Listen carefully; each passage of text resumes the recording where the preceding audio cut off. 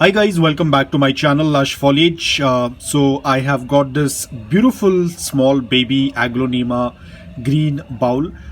It looks absolutely beautiful. You can see that beautiful variegation on the center.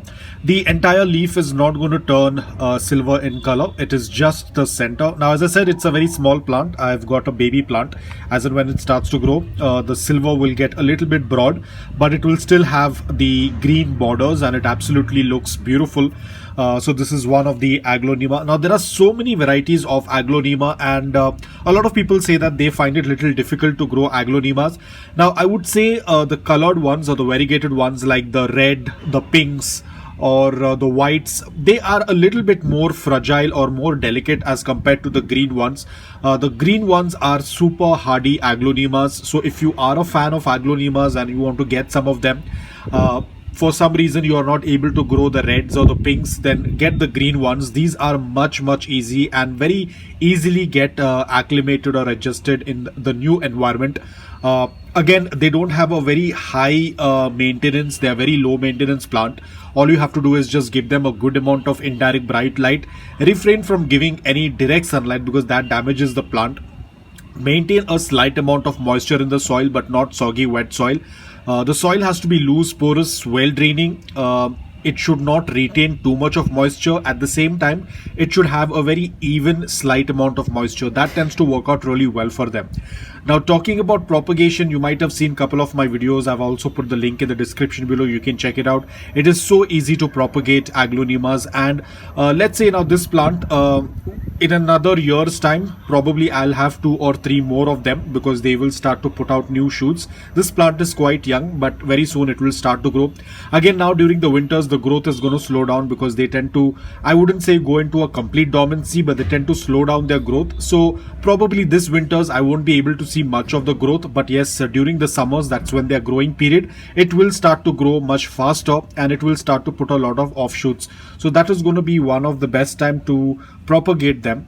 Now these varieties, yes, they do get affected with spider mites and mealybugs, but if you're going to do a routine check, ideally in my location, I haven't seen much infestation of bugs on them.